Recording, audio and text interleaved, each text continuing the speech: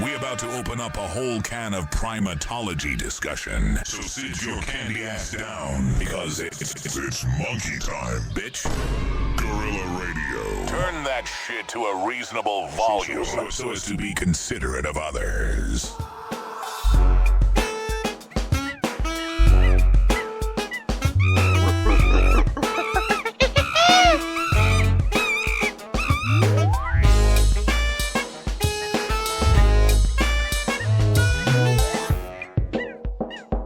Monkeys go directly to hell.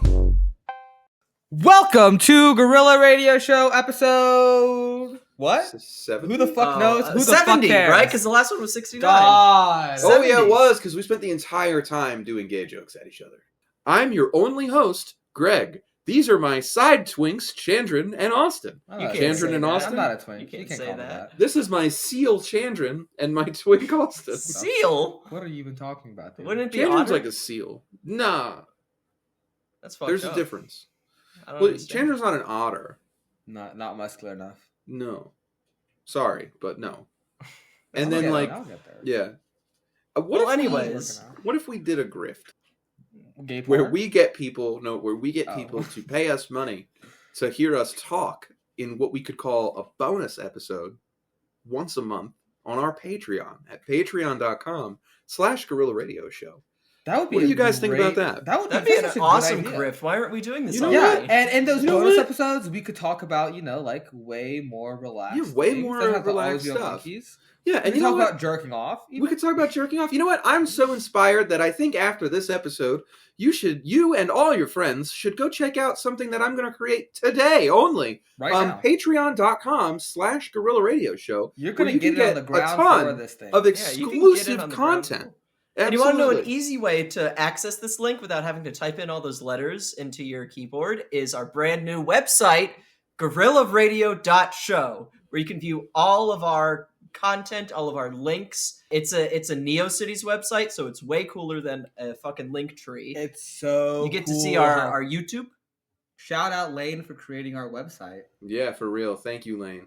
There is actually a guest book feature where you can sign in and leave us a little note. You can email us. You can call us. Which, by the way, everyone, We are apparently so sorry to announce this next thing. I'm so This- sorry. let to me announce do it. this. Let me do it because it's my fault. Okay. Hey everybody. You may have been calling us on the phone to a Utah phone number for the last, let's Year? call it 5.5 months. Okay? Since the late summer, early fall, we've been telling you guys the phone number still because it's been the same phone number for over 2 years now. Now let me tell you where I fucked up. If you Yeah. want to have a Google Voice number, you're going to have to dial out at some point. Otherwise, Google puts you on an unknown timer, where after a while, they say, fuck you, you can't have this phone number anymore, and then they get rid of it. So if you've left us a message since August, we haven't gotten it. What you have been doing is tormenting some random person who definitely probably got the number in Murray, Utah. So please stop doing that. And if you have the old phone One number, last, bang. one last one hurrah last is time. totally okay. Everybody But if- do it. But Call if the you number still now. have the old phone number, please forget about that because I fucked up and never made a phone call from this account. Why would I? And so now it's gone forever. We are working on getting a new phone number. However, now my email has been banned from getting a new Google Voice number. I can. So stay I can- tuned for us to have a new number with a new area code because it also is based on where you physically fucking are. Our new Google Voice phone number is 803-620-4332. Would you get an 803 number? I don't fucking know. Oh, What where's, fucking place- where is where is that? 803? I think I that's don't Las know. Vegas. Is it? I think so. I'm getting tired of you doing that every time when somebody says that fucking Hell City's name. Are you gonna fucking stop Oh, it's South me, Carolina. Greg? Are you No. gonna fucking stop me, Greg? Are you This gonna is put a- a goddamn bullet in my head? Put a bullet in my head about it. 803 is a South Carolina number, which is an interesting coincidence, I guess. It's But, not a coincidence, you jackass. It's where what do you you mean? are. What do you mean? Well, no, I mean, because the old phone number, What's the phone number again? our phone number is now 803-620-4332. Give it a call. Leave a Give it a call. voicemail. Say Call it something a threat. sexual. Say something private. You know Say what? Here's a new something rule, though. untrue. You guys love to call in too stoned to have a thought. I'm going to need you to stop doing that because we can't get any content out of you just like muttering into your phone. It for was 30 funny seconds. at first. Now it's confusing. not funny, and honestly, it's fucking played out. Get a new goddamn. Now call in too drunk to have a thought. Yes. Let us hear you Call in slur really your drunk, words. and I need you to hold the phone outside your car window for a minute and hear the wind rushing by. Yeah, you are only allowed to call the number now. Actually, if you are drunk, You're driving, drunk driving. actually. Yeah, to be drunk driving. But here's my challenge to all of you. So it's a holy day in American history, January 6th. And you're going to listen to this whenever, I don't know, probably January 10th. That's Friday. So I want you guys to call in, and I want you to give us your biggest monkey news prediction for 2025. Yes. We will go over those, maybe depending on how many of you actually fucking call. Maybe we'll go over those in February. We'll talk about what the biggest predictions are and what our favorites are. And then what we'll do is at the end of the year, we'll go back, listen to this episode, listen to the first time you predictions. will ever have listened to one of our own episodes, actually. Yeah, and we will talk about which one of those monkey predictions has come true. If one of you calls in though and leaves a message, I think a monkey is gonna fly a fighter jet into a building, I will kill you. It needs to be realistic. It needs to be realistic. Greg is so close to the webcam right now. It's crazy. He keeps like picking us up and like shaking us like an infant. You know. We're gonna give Austin shaken baby syndrome. All right, He's trying to so kill us. All right, now- yeah. What's this episode about? Because I was too busy at work today to read the fucking outline. I was Yeah, at I work for 12 figured. hours, I you know. figured. So, folks, it happened again. January 6th? Yeah, no. Don't you kind of wish Joe Biden did January 6th? They're having a big snowball fight in D.C. That was Live January 6th. Oh my god. Liberals need to be fucking executed. None of them are good. They're all actually just fucking just as right-wing as the Nazis are. There's pussies about it. So, it happened again, folks. A man in California was arrested under DUI charges, and he had a baby monkey, a baby spider monkey with him in the passenger seat. See, happened again. we can only co-sign one of these actions, and we will not say which one. I would like to, Austin, before we even get into, obviously the same thing happening again, it happens with enough frequency that there's, how many people own a little capuchin monkey in America, do you think? If you could just guess. Because it happens with enough frequency that, there's got to be a lot of them. Here's the thing. It's not a capuchin. It's a spider monkey. And we're going to get into why it is that it keeps being spider monkeys, because it will become increasingly obvious. Now, first things first, let's just start reading the article. Opening line of the article. I quote, "No monkey business allowed." Shut the fuck up! We just told you to stop. It's like they're not even listening to us. They're not listening I don't to think us. they're listening to us. They're not listening to us, Are we not a folks. respectable journalistic? I don't think we are. Are they not running their despite- monkey stories by our podcast before they write They them? should be. What's happening? So, say the line. California police were treated to a surprise Monday night when they pulled over a Rolls-Royce in a suspected DUI case and discovered a dealer's amount of weed and a spider monkey in the front seat. If you can't drunk drive the Phantom, you shouldn't be driving. Right. This weed dealer was named Ali Mused Adel Mohammed, and he was busted in his 2022 Rolls-Royce Ghost for speeding on SR 99 as he was driving the 1-month-old primate wearing a pink onesie. You know that thing they say, only ever break one law at a time? What the fuck was this guy doing? Drunk driving. Speeding. Dealer's amount of weed, not sure what that means. I assume it means he's going to be charged with a possession with intent to distribute. Yes. And in California, it's got to be a felonious amount of fucking. Yeah, it's got to be pounds. I bet. Yeah, it's got to be measured we're not measuring the shit in ounces or grams. Nah, I'm trying to This is find getting that. Oh, measured that in is actually kind of a fractions lot of of pounds. weed. It's like several Three large huge bags. of it. Probably a pound of weed. Why are you still being a weed guy in California in 2025? Yeah, you gotta roll also, the dice, man. I feel like Start selling you're kind heroin. of being driven out of the business Well, by I illegal mean, shit. that's you know what he's doing? He's buying the weed in California and then selling it in the rest of the country, like every other. That fucking can't dealer now. can't be profitable though, because it is expensive. Yeah, no, that's true. Well, actually, I think we're gonna get into this because I wrote He's all being about the it. weed man because the weed man is still cheaper than the dispensary. I think that's it. Yeah. There's also a really interesting photo of the police holding the baby monkey. They're just like bewildered holding this baby monkey. Can you imagine being some like fucking dumbass yokel cop and you pull over a guy and not only are you getting a medal He's in from a the Rolls force Royce. for getting this guy off the road, but you're like now there's a monkey. Do you think What there's do going to you be like do? a sitcom about he has to raise this baby monkey all by himself as a single They gotta person? stop making cop shows. Yeah, you know what? Actually, yeah. Cops should not be allowed to be on TV. The police, I the think military, all those. We need to allow cigarette ads on TV again, but no more police. And you should be allowed to drink alcohol in the ads again. Well, aren't they? No, you can't drink alcohol in the ads. How do they do the beer TV ads then?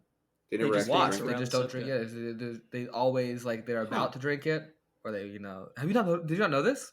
I've You never can't. noticed. You can't show people drinking alcohol in an advertisement. Interesting. Oh, I've never noticed, mostly because I don't watch fucking TV. So that's true. I think the only time I've seen TV ads is like the Super Bowl. I think I learned this like in a marketing or economics class when I was like in college. That makes sense. College level economics is just that. Mm-hmm.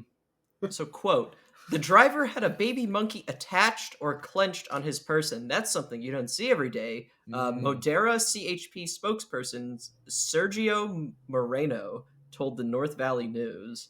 Is that Italian? I know he beats the shit out of black people. No, that's a Mexican guy. Oh. Sergio Moreno? I don't know. It sounds like it could be anything, I feel like. Look, there's no, no, I'm sorry. I'm going to just break the fourth wall here. Or not even, I don't know if that's what I'm doing. When there's an ethnic cop in America in the 21st century, it's one of three things. Mexican, Puerto Rican, Dominican. That's how you become white in America. That's how the Irish did it. It's how the Italians did it. Yeah, true. They think they're going to get a better end of the deal if they beat on their fellow man. Yeah. So the exotic pet was taken from Muhammad due to California's rule against owning primates as pets. Quote, spider monkeys are illegal. You cannot possess them. Madera County Animal Services Director Amy Toller told the outlet. It is on the endangered species list. Definitely can't have them here in California. But like, if it sounds like dismissive, it's probably because they deal with this quite frequently. There's his mugshot. While at its temporary shelter, the unnamed monkey snacked on mushed bananas, feeding itself with 2 separate spoons in an adorable video posted to Facebook. I will why say, why are the cops like farming this monkey for internet clout now? Because that's the only thing left. Okay, no, it was this. Well, this is posted animal by control. animal control, services. yeah. I guess that's a bit more acceptable. Yeah, very cute little spider Those are just monkeys, by the animal way. cops. Yeah. Well, sometimes the animals need to be policed. There's okay? really nothing left. The only thing you can do as an American now to make something of yourself is content. No, it's just content. Oh, I see. You have to like film your entire Subscribe life. to our Patreon. Subscribe to our Patreon, by the way. I'm on a doomer arc this week, everyone. California Department of Fish and Wildlife took custody of the monkey on Tuesday and will transport the primate to the Oakland Zoo, 150 miles northwest. Oakland! Okay, so Mohammed was charged with several things, including possession with intent to distribute and possession of an exotic animal. Damn, you know his Instagram stories suck ass now. Let's see here. Oh, yeah, and the article ends with, in November, Dallas police confiscated an internet-famous monkey, Georgie Boy, after the unpermitted pet was found deathly sick and malnourished. After Georgie Boy was riddled with fucking rickets. It's fucking insane. Yeah. You go listen to our Christmas special. Yeah, our bonus episode, actually Is that from where we talked November. about it? It was the November bonus episode. The Is Christmas that where we one, I talked think, about was- Georgie Boy? That's yeah. where we talk about Georgie Boy. That's where. Brandy That's where the Patello. half the episode is muted because we're saying things that we shouldn't be saying. Yeah, Yeah. It was a weird one. It was a good one though. But yeah, it just... So the rest of this article just goes out talking about the also very recent DUI incident in which a baby spider monkey was in the passenger seat. So you might be wondering, why are there so many fucking like spider monkeys in passenger seats lately? We've also is noted... the spirit of Jim Jones still out here selling them door to door? You know, God. Well, like, here's the thing. what could be the reason? Flavor So- Aid and a monkey. This guy was a drug dealer that Obviously. follows because cartels traffic a lot of spider monkeys. Remember our episode like 2+ years ago where we El called him El Changuito. Changusto, but his name is El Changuito. We fucked up. El Chaquito! We listened. We sat down. We listened, and we learned. We sat our white asses down and we listened. Whoa, and we you're the only learned. white one. And Yeah, me shut up. and Greg are actually aren't white. I'm a Latinx. Italian X. That's Latinx. Jesus Italians are Latinas. They're the original Latinas, actually. So we talked a lot of stuff in that episode that we didn't really know a whole lot about, and I'd like to use this episode as a sort of excuse to go back and correct the record.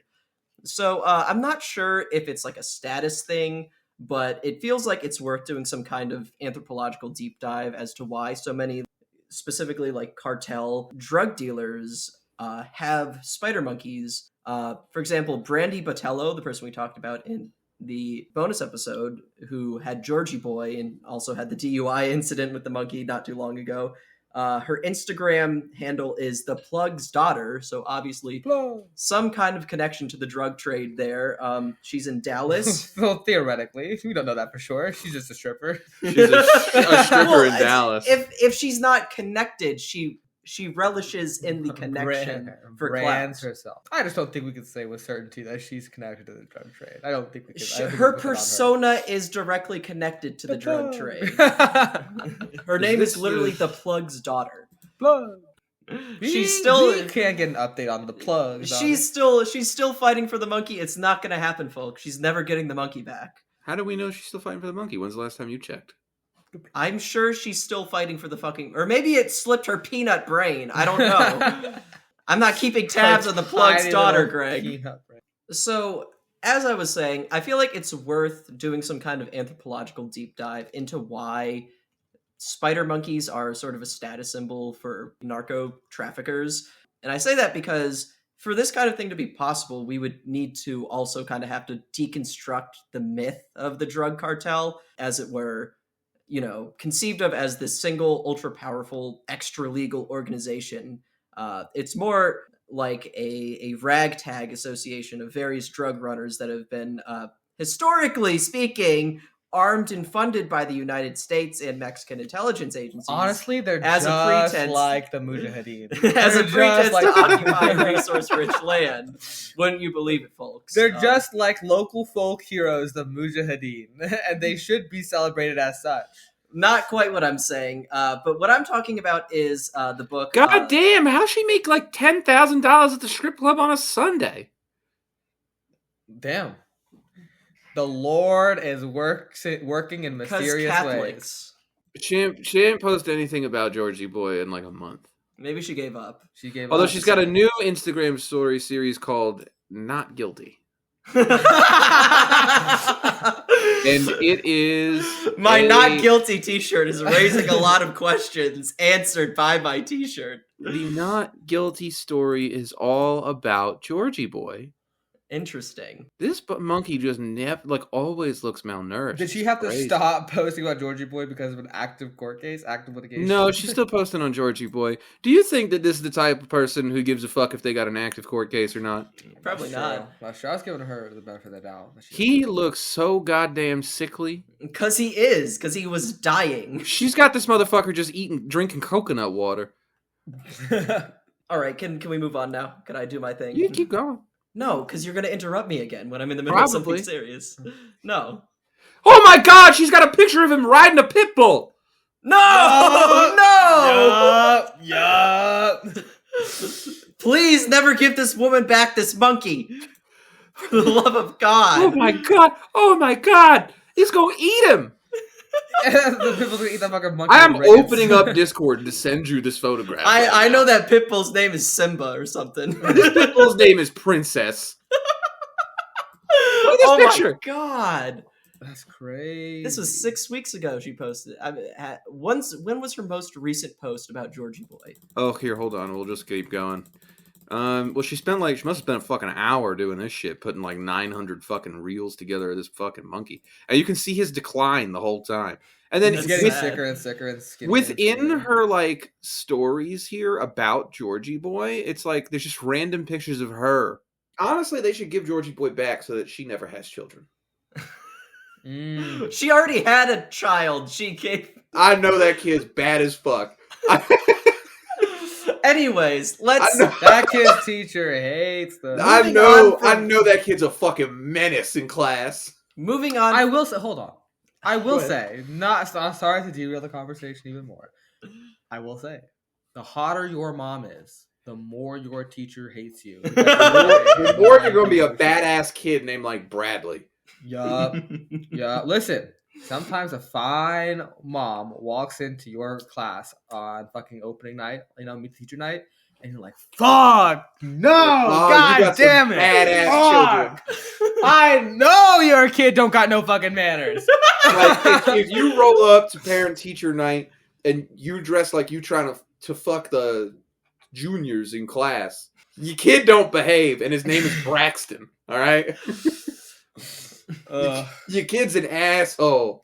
And you're buying him cigarettes. Like, so, as I was saying, like, there's these obvious connections between these two cases and drug trafficking. And the point I was making about cartels not existing isn't like something I just made up. It's from a book by Oswaldo Zavala called Los Carteles no existen, which is just the drug cartels do not exist. The premise of this book, beyond what is obviously stated in the title, is that cartels are not cartels in any sense of what the word cartel actually means. How many times is he gonna say cartel in the first fucking sentence? It's for emphasis. So, a cartel is an organized collusion of ultra-powerful interests. Healthcare in America is a cartel, for example. Mexican drug traffickers are loosely organized gangs, which are not only propped up by intelligence agencies in Mexico and America, historically and probably presently, but they are rhetorically reinforced by their conception in popular culture as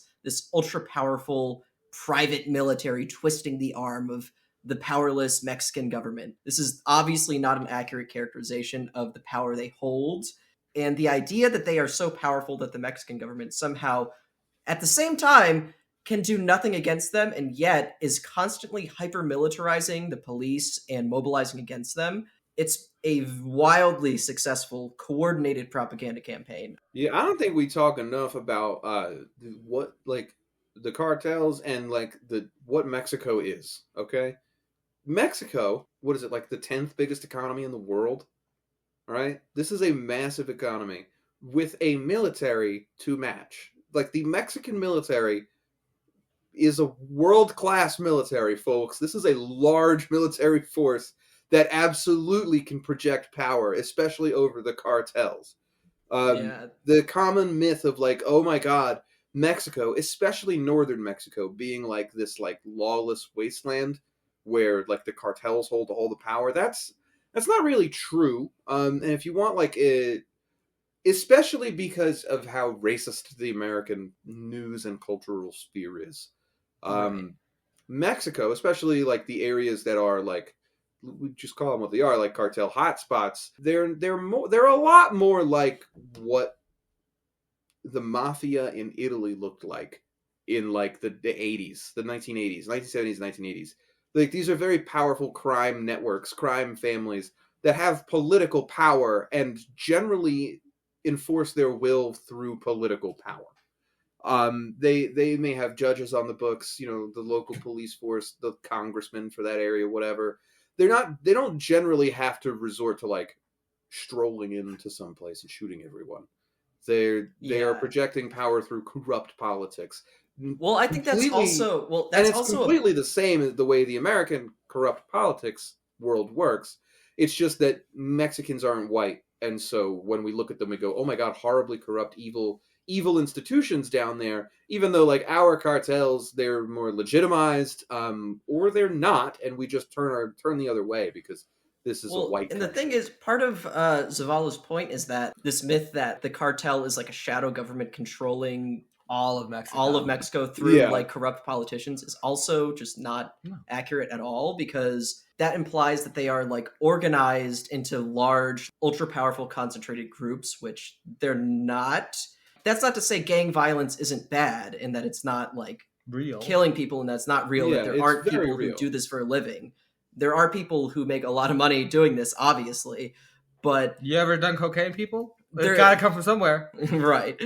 So Zavala even goes as far as to point out that all of the areas in which the military was sent to crack down on quote-unquote cartel activity experienced massive increases in violence and death only after the military occupations began. And coincidentally, a lot of these areas where they were sent to crack down on the narcos, essentially, are where there was a lot of legal gray area land with a lot of exploitable natural resources that was just sort of countryside. And suddenly they had a pretense to occupy these places.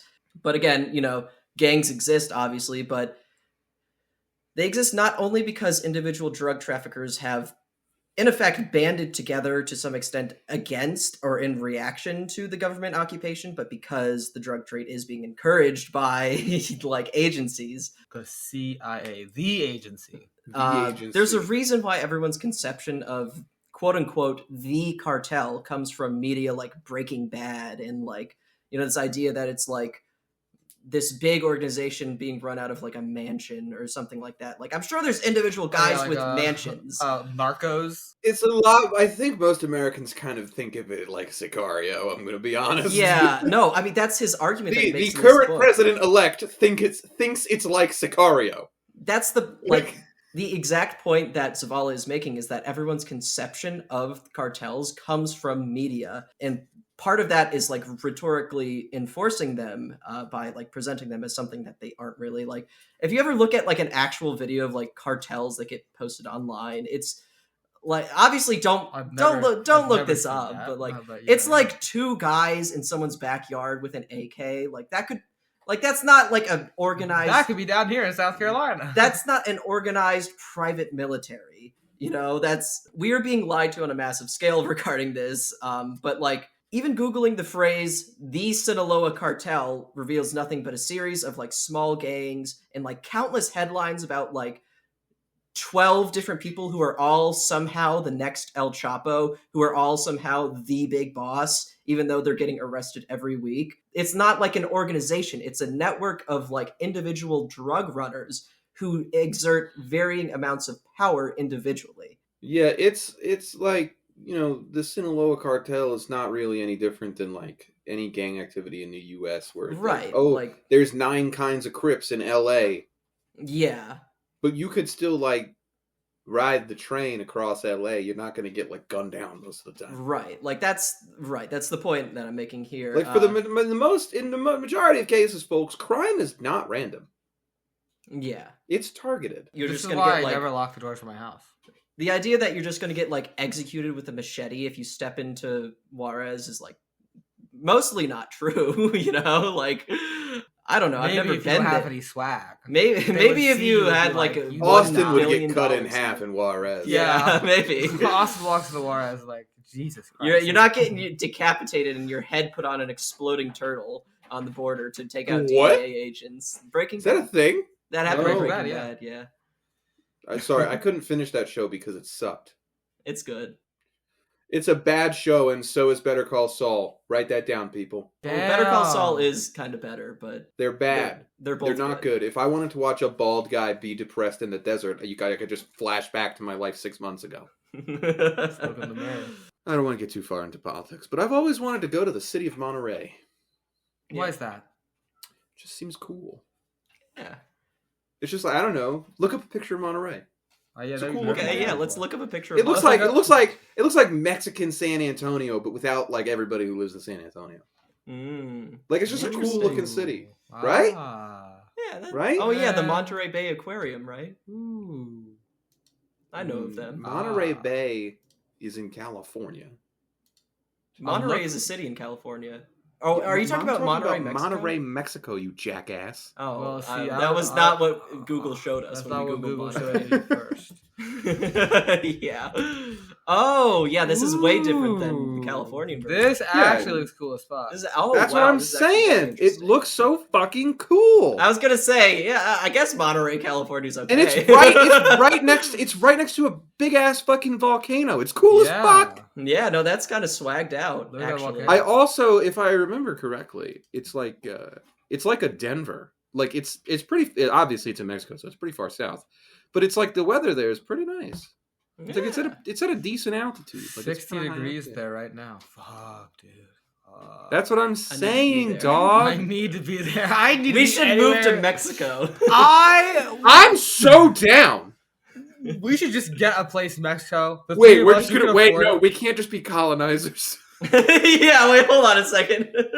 Ed would kill us. If we move to Monterey, Ed would kill us. Ed doesn't want to go back to Mexico. So, back to what I was saying. Again, I would love to be a cracker in Mexico. It would be so good, man. I love Mexican food. I love continuing Mexican the people. tangent a little bit.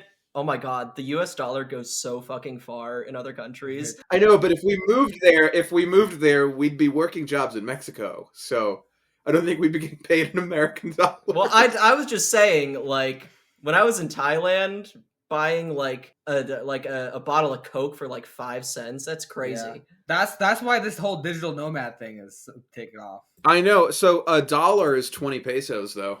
Wait, that's way better than it used to be. I remember when like $1 was like 75 pesos. Shout out the Mexican economy for getting like far stronger in the last decade. Because I remember when I was like a kid, I found a 100 peso note, and like I brought it to my teacher, and she was like, "Yeah, that probably wouldn't get you like a McDouble in Mexico. It's like nothing. It was like worth like nothing at that point."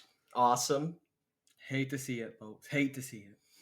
So, again, this is not to say that narco traffickers do not have a lot of money. Many of them do, notably. Including, I guess, this guy who had a fucking Rolls Royce Ghost with a monkey and 3 garbage bags of weed on him. But, like, among the many stipulations and corrections we need to make to our El Changuito episode, we need to point out that there are absolutely people who run in these circles that make hella money peddling exotic pets. Now, hella money peddling. I don't know. Hella money. I don't know who it is, but like it's almost always like just a couple of guys. It's never like a Jim Jones. It's dead. Always less guys than you would expect. You know, like how only so many people can have the exotic. Yeah, like you know how that like in Chimp Crazy, that lady was like the source of like most chimpanzees in America in captivity. Like yeah, it's like that. It's Connie something. Yeah, like in these cases, in these. Like, in the exotic pet trade especially, it's always just, like, 1 or 2 guys. Now, like, we might know this. And it's all technically operating above board, which makes it harder. Should the 3 of us use the clout from this podcast to become monkey traffickers? No. I mean, it would probably work. It could work. It just wouldn't be. Aren't you tired of being poor? I'm so tired of. Aren't you tired of scraping the resin out of your bong to smoke to get high? Dude, we can get a nonstop flight from Atlanta to fucking Monterey. Let's go. How much? I don't know. Why are you saying it then? Okay. It's got the tallest skyscraper in Latin America. Okay, now, continuing on.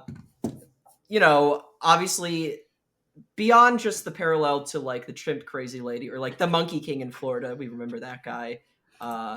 It's the birthplace of the carne asada. We gotta move to fucking Monterey. Let's do it. We get to live next to a mountain, to the volcano. I mean, imagine living next to a volcano. Okay, can we finish this episode?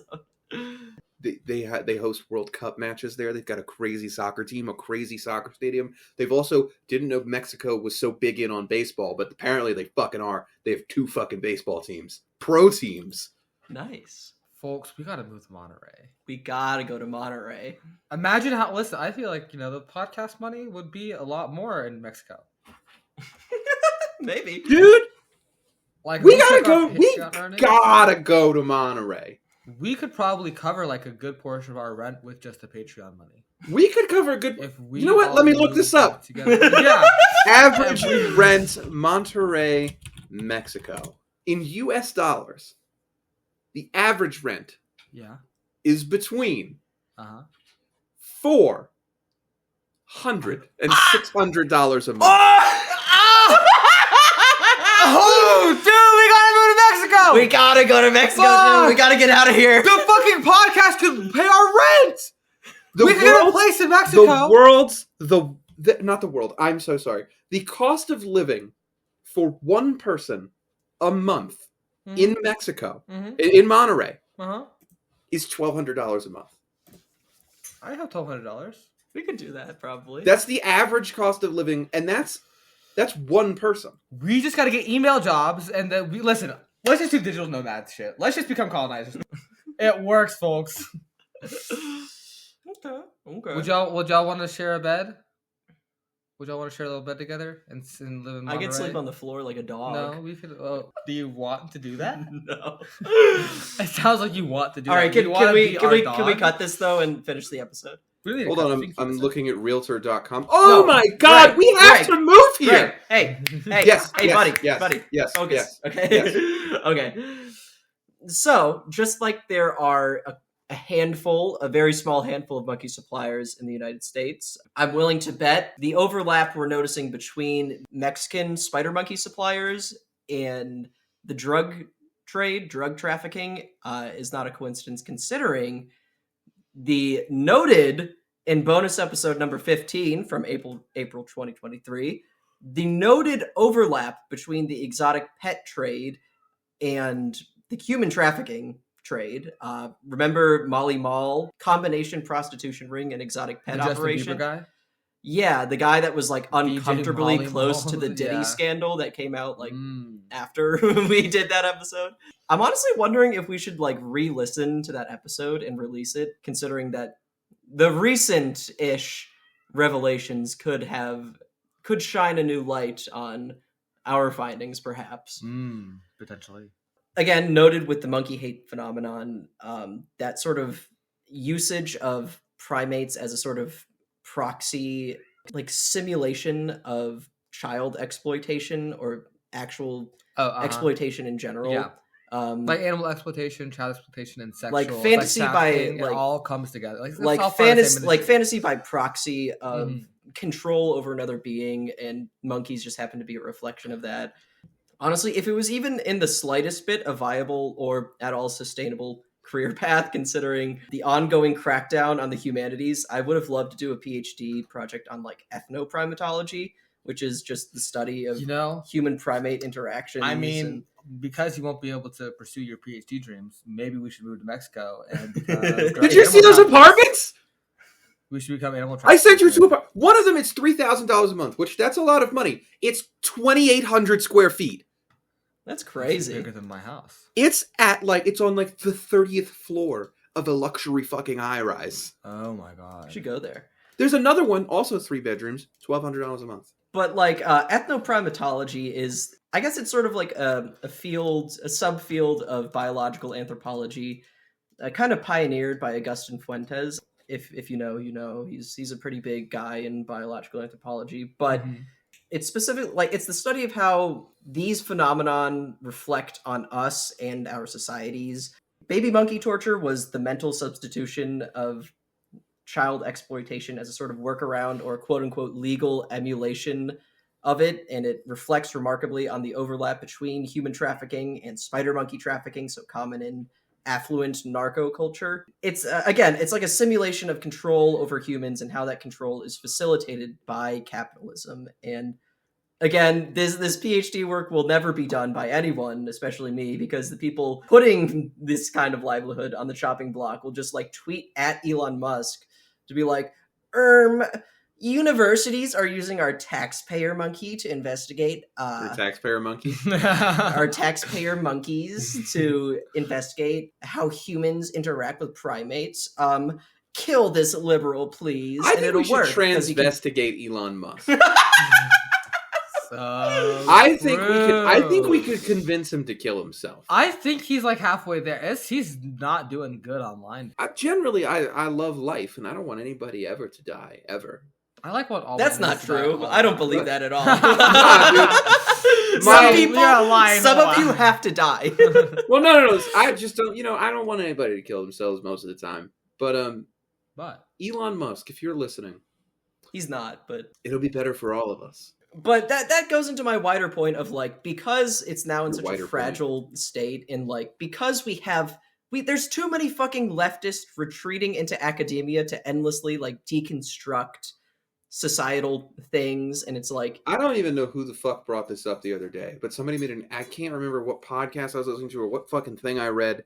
The reason the American left sucks is because there's zero application of dialectics. We don't do any dialectics. Nobody does. No American left, like organization specifically, nobody applies dialectics. None. There's no application of it. It's everybody's like personal little fucking ideology, which is why there's constant infighting. It's the reason why Mao and Lenin and Sankara and Che, we were able to unite movements behind them, right? Because they applied dialectics and they sorted their contradictions and they unified the masses behind them. The American left does no dialectics at fucking all. I think part of that is because of this retreat into academia, because right, like a certain YouTuber who's had a miraculous collapse, they don't want power. They want to endlessly critique power. It's such a cogent fucking analysis. It's very really stupid, is. and nobody who's ever posted that image has ever used it correctly. But but it is a correct statement. It is, in a vacuum, a correct thing you could say about the left movement in America more generally. Dialectics requires us to understand a situation, understand the contradictions, and then there's a whole second step where you resolve the contradictions that nobody applies.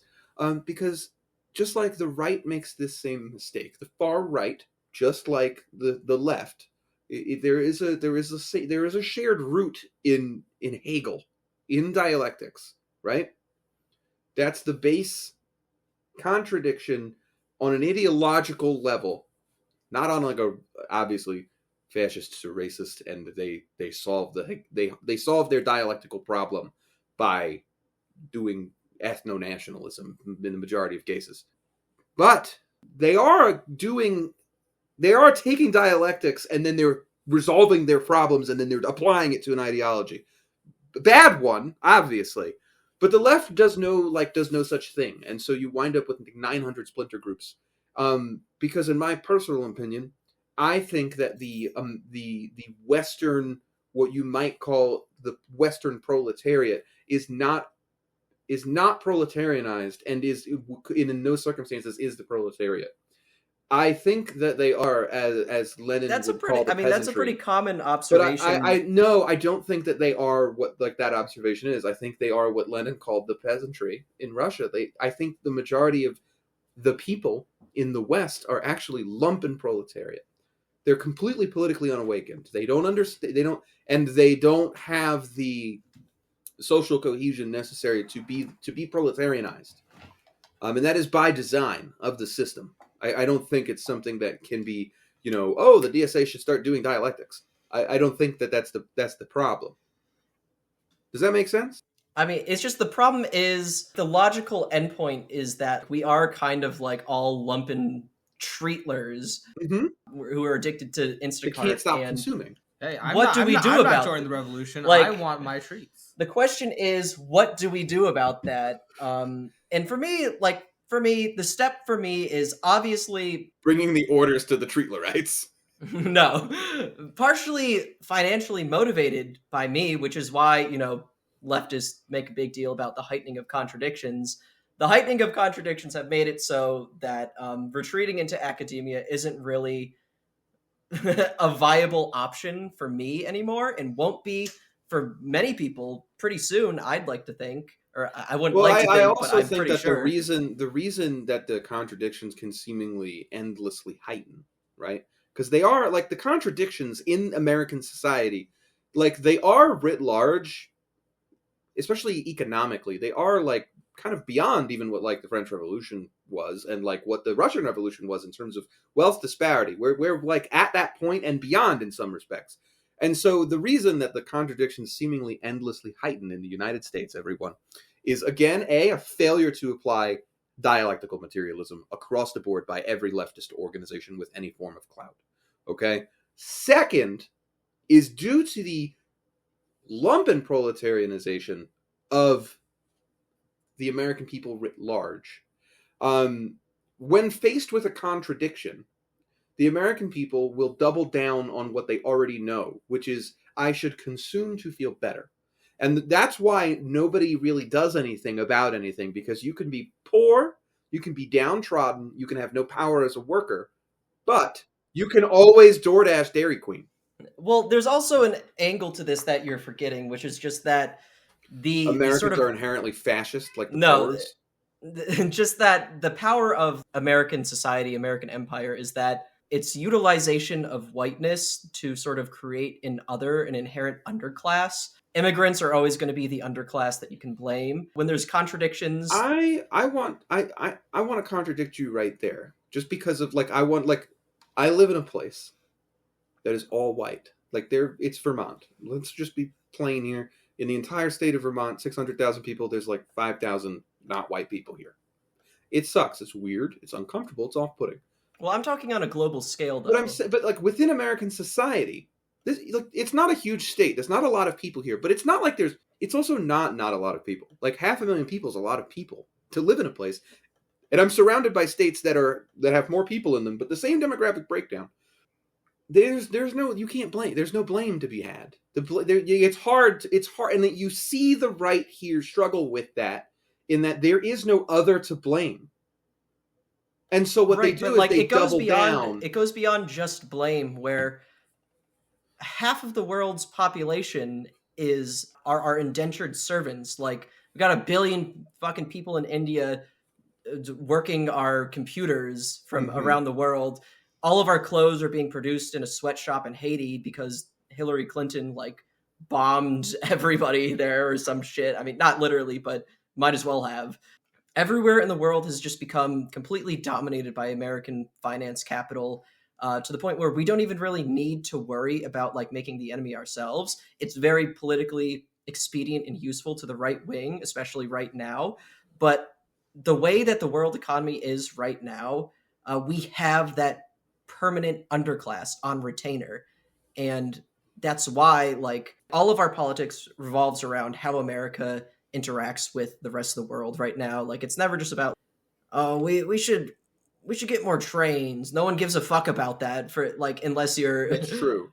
It's always just about oh, how are we going to stop the border crisis? How are we going to stop all these migrants? There's absolutely the reason. What about Ukraine? How are we going to support Israel? It's really only the American left, and by that I mean not the Democrats. Only the American left gives a shit about anything that actually improves the lives of people here, because the politics in America is it's not beneficial. There's no reason to invest. There's no reason to improve the lives of the people who live here, because you always have the threat of, well, it's worse in blank. And it's usually our fault that it's worse in blank, but it's always worse somewhere else. And so if we march down the street because we want high-speed rail between Boston and Atlanta and every city in between, well, you're not going to get that, okay? But at least you have Interstate 95. Right? I think part of the material reason for this is that America no longer has any product or manufacture or physical any material power, because the dollar is now a trade currency. Right. It's not meant for building a society up. And not even that. Part of why the right is doing what it's doing now is that the dollar is weakening. Over time, the dollar is getting weaker because there is nothing to back it up. And Donald Trump presents a decently, well, not only that, but he presents a decently clear analysis of that. It is part of his platform, and the tariffs debate. I don't want the tariffs, folks. It will fuck up the economy for kind of all. It will immediately blow up the economy. Right? It will just fuck up. However, tariffs get implemented. Yeah. However, the analysis for why Donald thinks we need the tariffs, from an objective standpoint, you can get it. All right, because up until the dollar became a trade currency, propped up by the entire global economy, and vice versa. America had, for the first 205 years of its existence, had very high tariffs because the dollar needed to be supported by those import tariffs so that America could build its own indigenous industry. The reason we became a global superpower is those tariffs, because they provided a barrier to force the American economy itself. It was when we were at our most proletarianized, because we were building our own indigenous industry to become a superpower. When we got rid of tariffs at the end of the Second World War, and with the introduction of the Bretton Woods system and all that bullshit, okay, the dollar became an underpinning currency for the majority of currencies in Europe, okay, until the euro, and also backed the colonial empires of those European powers, the French, the British, to an extent, the Portuguese, the Spanish, all of that became propped up by the dollar, by the value of the dollar, and their currencies being pegged to ours. As time goes on, obviously the Chinese have a large economy that produces things, that pushes the value of, I want to say, China has two currencies. It pushes the value of the yuan up, which is, I believe, their international currency. The same goes for, like, Russia. The reason that Russia's economy hasn't imploded with their war, even with embargoes being placed on them, is because the Russian economy indigenously produces things. The American economy doesn't produce anything anymore. It manages. This is a management economy. Except for Black Rifle Coffee Company. Except for Black Rifle Coffee Company, based in Salt Lake City, Utah. Now, that is why so many, like, that's why, like, Europeans and Americans, we all have, like, fake email jobs. Because they need to create jobs so that we don't kill everybody in charge. And also because that's kind of the only thing left here to do. There's no more factories. There's no more farms. There's nothing. People need money to buy things, and we need to give them money in exchange for something.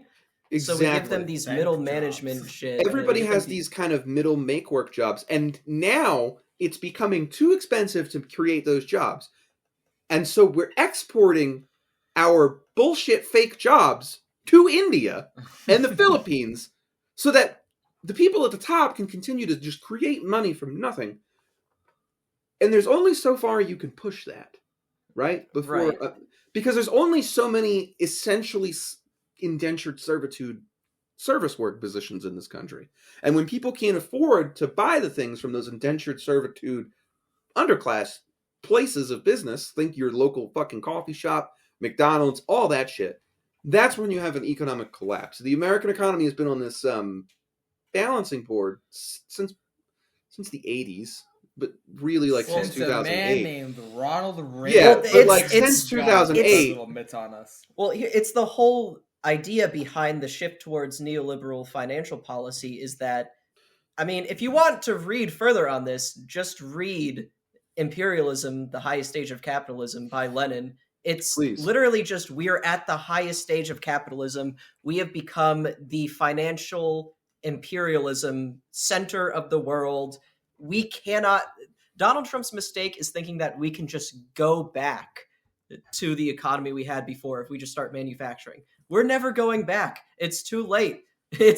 We're there. Yeah, we can't go back. That's the right wing's biggest mistake in terms of economics. Obviously, there's a whole. That's why they're called reactionaries, is because they want to go back. They want to go back to a point in time where America was the foremost industrial power in the world. Now that will not happen. Look, whatever. Nice lofty goal. The cat is out of the bag. But we've already exported that. Yeah. We've exported it somewhere else, and quite honestly, China is going so quickly that they're starting to export it too. The financialization of the world economy can only hop so many times, right?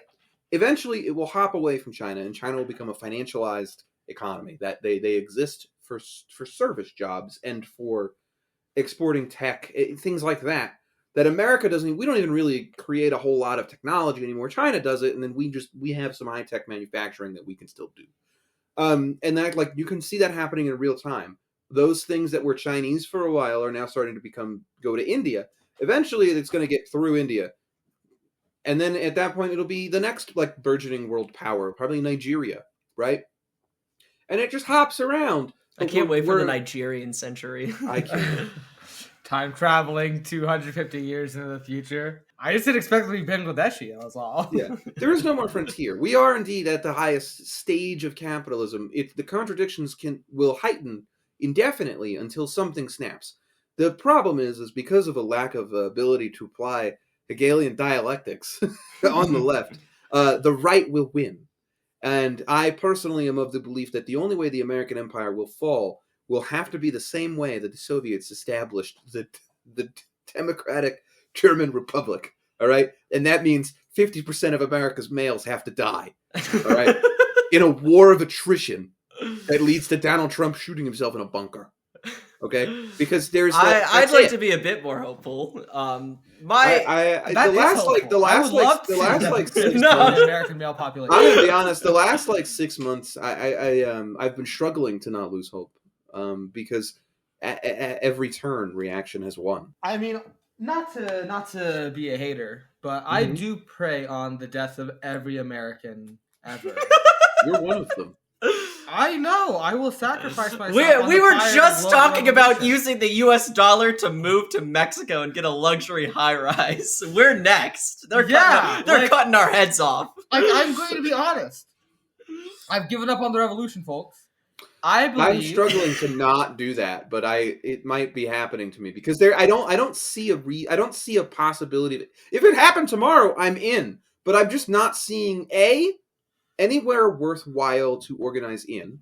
I lack the funds and time to do it myself, and the existing left in this country is more concerned with arguing on Twitter and doing identity politics than they are with actually doing anything to increase worker power or educate. I'm so tired of the DSA being like, we got to get everybody unionized. You need to teach everybody how to fucking read. Nobody knows how to fucking read. Nobody reads books anymore, folks.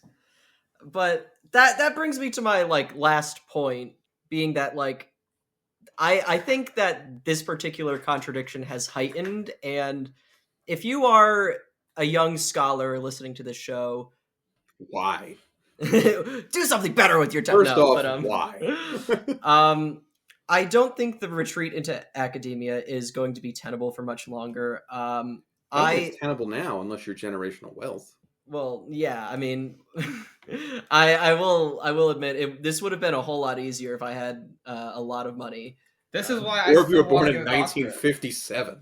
Yeah, but that's sort of the idea behind doing this podcast rather than going to do a PhD program is he picked us over a PhD, folks. I could have made an ethnoprimatology PhD thesis, sure. I still can. You could have made $32,000 whole dollars a year. Yeah. But in a sense, this is kind of democratizing access to this discussion rather than just releasing it to a thesis, giving it to a board and being like, well, it's out there. If you got to engage with my intellectual work. It's not my job to educate you type shit. I don't know. This is easier. You could just listen to a podcast and consider, yeah, I never really thought about how monkey trafficking reflects human trafficking, Type shit. It's easier. We're on a fucking time crunch here, folks. For what? I'm fully planning on just becoming a rank and file union zookeeper or something, because the only thing that can strike back against this wave of reaction is 5-gallon buckets of the Tannerite. full weight of an organized proletariat, which we don't have. But what's that quote? Building communism has failed, but so has building love. Should we stop building love? Whew, Jesus, there's a lot to unpack on that. What really sucks about the way the American economy is set up is I'm fucked. A little bit. No, I need to make money to live, to have a good life.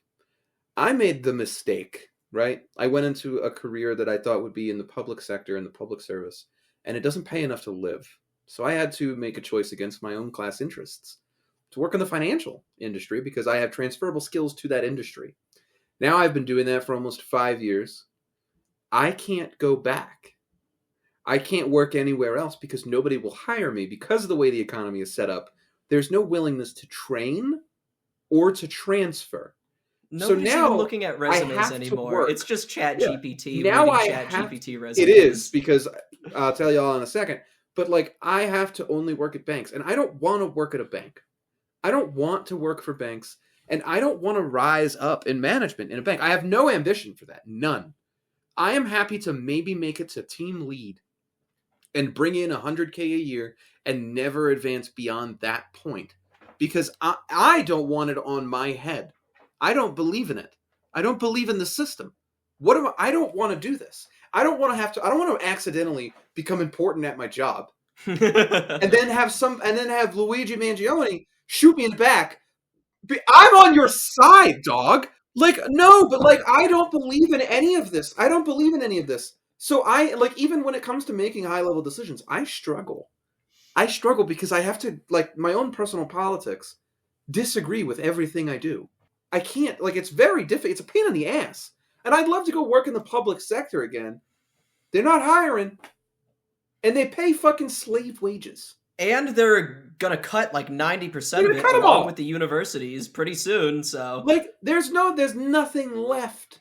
We're gonna see a generational fumble when we try to go back to the manufacturing economy. We're gonna see an incredible reversal and be like, never mind, we like the email jobs now, folks. I actually think it'll work.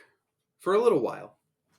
Maybe for a little while. As long as the government heavily subsidizes it, it'll work. And it'll work. It'll work. As long as we still... And they'll be dog shit. They'll be the Chinese quality we bitched about in the early 2000s. Well, and here's the thing. We can afford all these subsidies as long as we maintain global financial hegemonic control, this financial imperialism over the rest of the world. Because what are people going to do? Stop backing the U.S. currency? Stop trusting the U.S. currency? At any given moment, America is 6 months from just being Mexico. Like, if he does the tariffs, that's it. We have the Mexican economy, which is not like a bad economy per se, but it's like it's not a first-rate economy. We're not like a world power. Like, it's not a world powers economy. It's a regional powers economy. We're big. There's 300 million Americans, so it's not that we're going to go broke, right? The economy's not going to collapse, but it'll shrink, and then like you're going to ask these soft brother hands, people who work email jobs, to go work in the tire factory. That's where you know what's going to happen? We're going to go back to manufacturing. Everybody's going to lose their email job, and then we're just going to have to keep importing Mexicans anyway to do the fucking industrial work because Americans don't want to do it. Everyone was mad at Bernie for saying that H-1B visas are basically indentured servitude, which, like, I agree to an extent. They are, and they're bad. Right, like, it is indentured servitude, but, like, obviously I don't agree with the Republican talking point that it's bad because it's taking white people's jobs, but, like, that is essentially what it is. It's just importing a labor force. The Republicans are doing it racistly. But it is bad because it takes away jobs from people who live in the economy it's supporting. Like, full stop. It takes away jobs from the American economy and exports them by importing but that is a consequence of being a settler cracker nation. It is. It absolutely a direct is. Consequence of that. It absolutely is. But that is like that. Like, in my fucking field, I struggle with that. I have to try and outcompete people who are being imported and being paid 25% less than I am. I have to be so much better of a candidate. This brings me to my point about ChatGPT. I've just started using that shit, folks. You just fucking use it to feed your resume into, and you feed a job description in, and then you have them sync it up and extend it off. Horrible digital Ouroboros here. We really are. And then you literally tell it, take this job description and my resume, make them fit together better, and then also make sure you add in enough keywords to get past the AI ATS system that's tracking my application so that I actually hear back from a person. And I'll tell y'all what, I've applied to maybe 20 jobs in the last month, and I've used this on every single one of them, and I haven't received a single fucking rejection. I've been reached out to by multiple hiring managers. I'm just waiting for the holidays to like wrap up this week for me to start like getting interviews and calls, because it does work. You get through the system. You do get to a person. You get to a human being, and then you get on the phone with that human being and go, yeah, this is what I can do. And then you can move forward in the process, because not doing it, this is the shit part. Not doing it, you're handicapping yourself. Everybody else is already doing it. You'll never get a job if you don't do it too. Because you're not going to make it through the system. Because the system is learning over time. And when it's learning against itself, it is an Ouroboros. It feeds in on itself. And so if you don't like hyper chat GPT your resume, you're not going to get a fucking phone call. It's all resumes are all fake bullshit anyway. Because so I'm going to tell y'all right now, HR and recruiters are brain dead individuals who know nothing about the job you're applying for. They're just looking at a screen that says match. And they're going, I'll call this person. That's it. That's their whole job. They're useless. I think, folks, if you've never worked like a desk job or like a service desk job, you don't know this. But how bad you are at your job right now. Like, think about how bad you are at your job. Mm-hmm. And I don't mean that in like a rude way or like that because you listen to our show, you're stupid. Like, because you're you're stupid. I mean, you are stupid, but like, we're all stupid. But like, you are bad at your job, probably. So most of you. Everyone else also doing their job is also equally as, if not worse, at it than you are. Exactly. Every time you talk to somebody, you're like, "Hey, can you help me figure this out?" They can't. They can't. They are Nobody can help. What they're going to do is they're going to go on Google. They're going to do everything that you could have done because they have nothing. They don't have anything. They don't know either. They don't know either. It's all every day. It's all a fucking like a shitty proprietary computer system that they don't know how to use either. That gives them no useful information. The American economy is a complete charade. Motherfucker, I'm smarter than most of the people I work with. I don't mean this in a mean way, but I'm like the only college-educated person, and also the only person who's ever the most educated person who's ever like worked at something bigger than this fucking dinky ass little bank I work for. Okay, so when I come across a problem, A, I can usually solve it myself, but B, when I can't, there's nobody to ask, because if I go to my boss and I go, "Why the fuck is this like this? Like, what's wrong here?" She don't fucking know. She don't fucking know. We go to her boss. She don't fucking know either. Like, nobody knows why anything is anything, all right? Nobody has any fucking idea. I'm a glorified auditor at my job, and I have improved this process by 1,000%, and I still get it done in like 4 hours instead of the 8 it took the person before me. But I can't tell them that because they resent me for being better at my job than them because they think I'm gunning for their position. Sorry, bitches. I do not want to work at a job in bumfuck-ass Vermont for pittance for the rest of my life. I'm going to improve the process, and then when I quit, I'm going to give you all the tools necessary to continue. And I know that they're not going to do it. That's the thing that drives me the most insane. Is like, I'm quite good at my job. I'm quite good at it.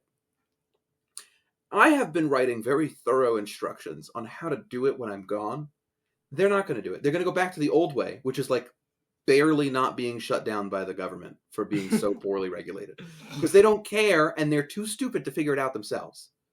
They won't do it. They just won't do any of it. And so they'll just be this like 6 month like. I'm going to email everyone at your office this episode. I don't give a fuck. Honestly, they're a bunch of like backstabbing. Like, it's a tiny little office with a bunch of middle-aged women in it. Oh, Greg's getting into middle-aged woman office drama. It's insane how they treat each other. And like, I know that they probably talk shit about me behind. I don't care. I come in papping my step. I'm everybody's goddamn friend. They're sending photos of your head to the group chat, and they're playing tic-tac-toe on it. I'm everybody's goddamn friend. I come in there, I'm everybody's buddy. Because go ahead, talk shit about me. I make your life so much easier. If I stopped doing my job tomorrow and I just clocked in tomorrow and just like clicked around on a spreadsheet, this fucking place would fall apart in a week. And they're going to pay me $25 an hour for that? Fuck you. It's honestly, that's the thing. This is what happened to my last job too. It's crazy how easily you can become the most important person at your job if you just try. Yeah, if you just try a little bit. Nobody is doing. I'm a teacher. And all I did last year was I tried a little bit. And You accidentally became very important. I accidentally became very important. And then when I tried to get more money out of them, they didn't give it to me, so I quit. Exactly. Like, I'm going to ask for more money, and they're going to say no. And they're like, well, okay. And I'm going to be like, all right, cool. All right, cool. Because I know I've already put this through in my head. I'm going to come in one day, new job offer. Accepted already, of course. Background check in progress. And I'm going to come in and go, so my last day is in 2 weeks. And they're going to go, well, what do you mean? What do you mean? What do you mean? Why would you do that to us? And I'll be like, because you don't pay me enough. And you promised you would pay me more, and you didn't. So goodbye. I'd be like, I will transition my work over to somebody else, but I don't give a fuck. This episode has gone on quite long, but we'll leave you with some homework. You motherfuckers are going to learn to read. We're going to do it ourselves. They're not going to read. Required. They can't even make it through an hour podcast. Nobody's going to listen to this podcast. Required reading for this episode. Imperialism. Bullshit Jobs by David Graeber. Imperialism, the Highest Stage of Capitalism by V.I. Lenin. Settlers, the Mythology of the White Proletariat. Las Carteles no existen by Oswaldo Zavala. And Pimp the System by Dead Prez. Stream now on Spotify. What else we got? Two Tactics by Lenin. We're going to want you guys to read, you know what? Read Dialectics. It's not that long. Dialectics really isn't that long. So call us on our new phone number and tell us what you learned from these books. Yeah, I need these books. 803-620-4332. And I was going to do the 2 voicemails that we accidentally missed on our last voicemail episode, but we've gone on too long. So honestly, like, whatever. You're lost to time. I will say, if you guys want to continue this conversation, if you guys want to hear more, if you're listening at home, you want to hear more, swap on over to the newest episode of Red Connections with me and John, because I'm recording it in 30 minutes. Yeah. Right? In 30 minutes, I'm just going to launch back into this. So there'll be some continuity here. So please, back and tune in. It's a good show. We try our best to run a good show. We've just now kind of figured out our format. I think you guys might like it if you listen in. So yeah, check it out. Same place you find our shit. We got to put a link to it on the goddamn website. Oh yeah, we got to do that. We got to put our new number on the website. GorillaRadio.show, everyone. GorillaRadio.show. Check it out. Sign the guest book. I don't know how to review that, but sign the guest book. No, Lane, who made our website, told us how to do it. It's okay. I'll figure it out. Anyway, one last thing before we sign off is I would like to. We should probably have this so we can put it in earlier, but shout out Lane for creating our website. Yeah, for real. Thank you, Lane. Yeah, we're gonna have to edit that in earlier. One last thing before we go, folks. I would like to wish a very happy birthday. I would like to wish a very happy birthday to Patreon member Ryan. Happy birthday, Ryan! I remember. I don't know, but we should start doing this though. Tell us your birthday, and we'll read it out on the podcast. Tell me your birthday and your social security number, and your mom's maiden name, your first pet, the elementary school you went to, street you grew up on, first TV show, your favorite TV show as a child, first porn site you discovered. Throwback to fucking. Tell me what gender you started out as. And with that, we will see you in 3 weeks. See you in the new year. You can see us sooner if you buy our fucking Patreon. I may be a white boy, but I'm not stupid.